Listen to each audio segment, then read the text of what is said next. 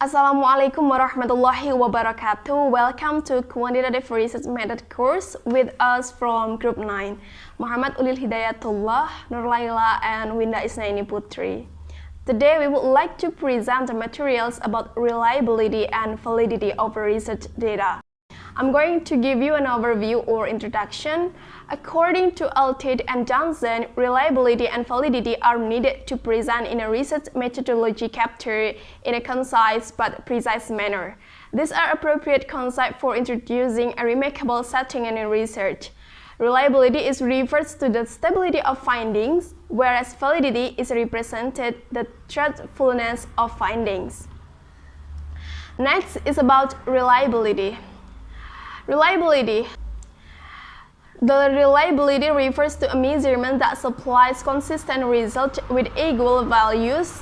It measures consistency, precision, repeatability, and trustworthiness of a research. And then the types of reliability, there are two types. First is stability, and second is internal consistency reliability. For stability, it is defined as the ability of a measure to remain the same over time despite uncontrolled testing conditions or respondents themselves. It refers to how much a person's score can be expected to change from one administration to the next. A perfectly stable measure will produce exactly the same scores time after time. There are two methods in stability. First is test-retest reliability, and the second is parallel form reliability. For test-retest reliability, indicates score variation that occurs from testing session to testing session as a result of errors measurements. While parallel form reliability, it is measure of reliability obtained by administering different versions of an assessment tool to the same group of individuals. Next is internal consistency reliability. It is a measure of reliability used to evaluate the degree to which different test items that prove the same construct produce similar results. It examines whether or not the items within a scale or measure are homogeneous. It can be established in one testing situation, thus it avoids many of the problems associated with repeated testing found in other reliability estimates. It can be represented in two main formats. First is inter-item consistency, and then second is split half reliability. For the inter-item consistency, it is the extent to which the way information being collected is being collected in a consistent manner. For split half reliability, it measures the degree of internal consistency by checking one half of the result of one set of scale items against on the other half. Next is about validity. Validity is often defined as the extent to which an instrument measures what is asserted to measure. Validity of a research instrument assesses the extent to which the instrument measures what is designed to measure. It is the degree to which the results are truthful. So that is required research instrument. It can be questionnaire to correctly measure the concept under the study. Okay, I'll add Laila's explanation. It's about types of validity. Validity types is mainly divided into four types, as content validity, phase validity, construct validity, and criterion-related validity. For the first one is content validity.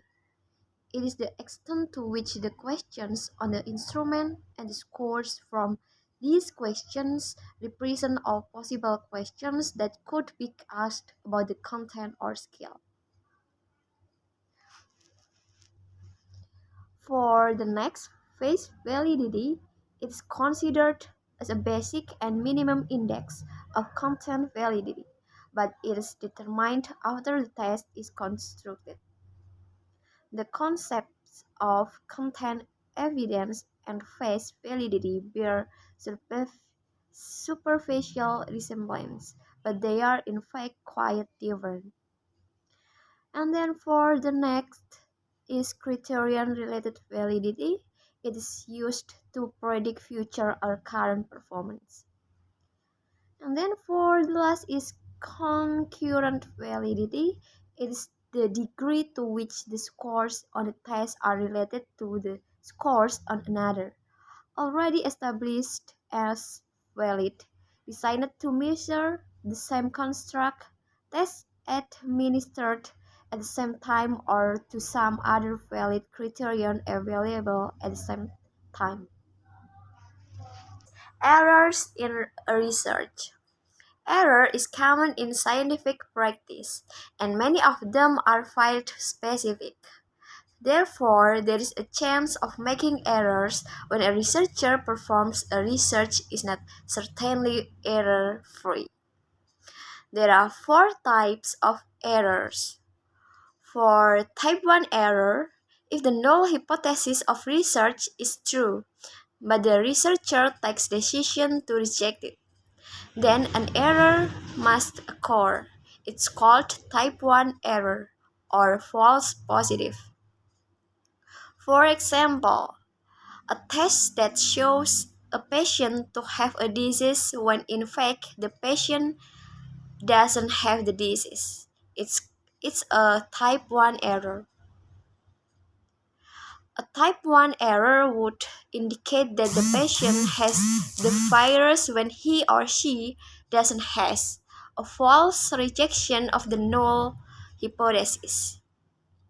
For type 2 error, if the null hypothesis of research is actually false and the alternative hypothesis is true, the researcher doesn't decide to reject the null hypothesis, and then it's called type 2 error or false negative. For example, a blood test failing to detect this disease, it was designed to detect a patient who really has the disease is type 2 error. For type 3 error, many statisticians are now adopting a third type of error. A type 3, which is where the null hypothesis was rejected for the wrong reason.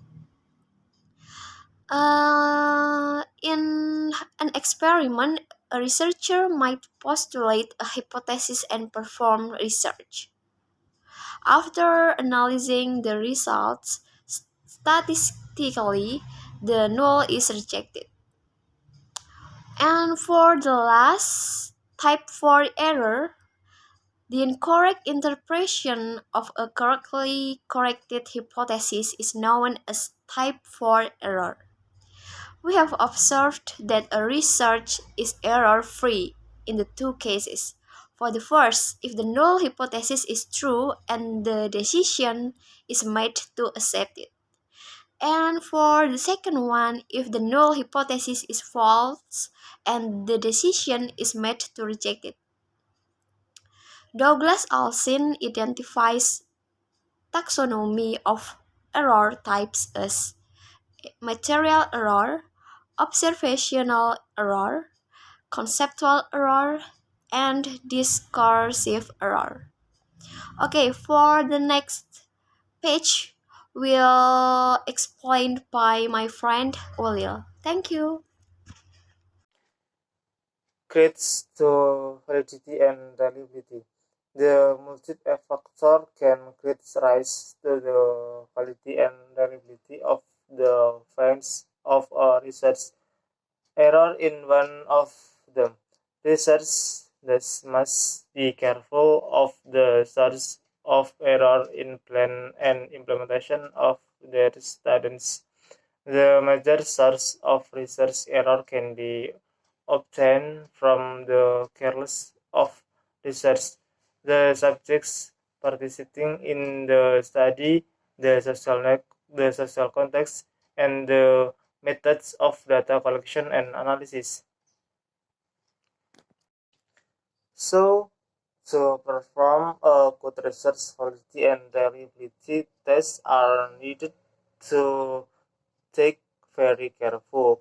We have hacked on the research error that are arise in measures. So that's all from my group. Thank you very much. Assalamualaikum warahmatullahi wabarakatuh.